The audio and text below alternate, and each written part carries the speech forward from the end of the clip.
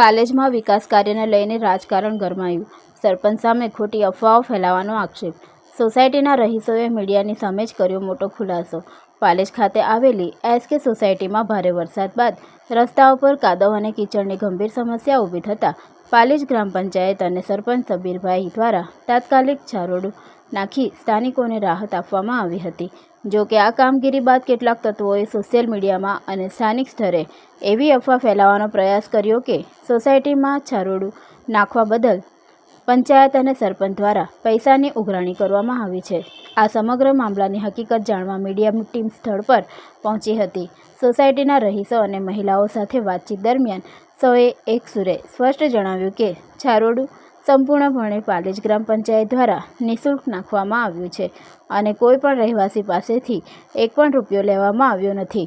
સ્થાનિકોએ વધુમાં આક્ષેપ કર્યો કે કેટલાક અસામાજિક અને વિકાસ વિરોધી તત્વો ઇરાદાપૂર્વક ખોટી અફવાઓ ફેલાવી સરપંચની છબી ખરડવાનો પ્રયાસ કરી રહ્યા છે.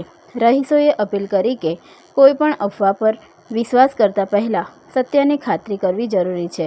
હવે સવાલ એ છે કે વિકાસના કામોને વિવાદમાં ફેરવી જનપ્રતિનિધિઓને બદનામ કરવાનું આ કાવતરું કોણ અને શા માટે કરી રહ્યું છે? આ ચર્ચા સમગ્ર પાલેજ પથકમાં જોરશોરથી ચાલી રહી છે. આપણા આજે વિડીયો વાયરલ કર્યું છે, લોકો એમાં શું સાચી હકીકત છે? કઈ આ સાચી હકીકત છે. અમારી કાંઈ કોઈ પૈસા ઉઘરાવાનું લીધું નથી. અમારે રસ્તામાં કાદુ પડતો હતો નાખે પંચાયત વાળા નાખેલો બધું. એમાં લોકો પંચાયત વાળાને બદનામ કરે છે સબીર સરપંચને. અમને સબીર સરપંચને અમે મહિલાય નથી ને કશું બોલાય નથી. અમને ઉલટો આ રસ્તો બનાવી આવેલો અમને. છોકરોથી ગાડીઓ ખર્ચાથી કર્યું છે. હા, પંચાયત ને બદનામ કરે છે. કોઈ પૈસા લોકો આવી વાતો કરી લેવામાં ના ના, કોઈ રૂપિયો ને માંગ્યો નથી, કશું જ નહીં. આ બધું કોઈ કર્યું? પંચાયતે કર્યું આ બધું.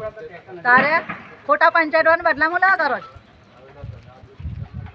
બે કોણ છે બદનામ કરનારો? એને હભી આવે તો એને બતાડીએ કઈ. હા હા, અમે પંચાયતમાં ગયા નથી. ઉલટા પંચાયત વાળા નાખેલો રસ્તો બનાવ્યો. તારે ખોટા બદલામ શું લેવા આપો છો? એ કોણ છે? હભી ના આવે. છોકરોને આવવા જવાનું ગાડીઓ વાળાથી જવાતું અવાતું નતું. ત્યાં પૂરણ કરીને રસ્તો કરી આવેલો અમને. જવા આવવાનું થયું ભાઈ. કઈ પંચાયત વાળો અમને કઈ રૂપિયો અમે પંચાયતમાં આવેલો નહીં. અમે કહેવાય નહીં ગયો. અમે તો હું તો રસ્તો કર્યો એટલે અમારી મહેરબાની છે.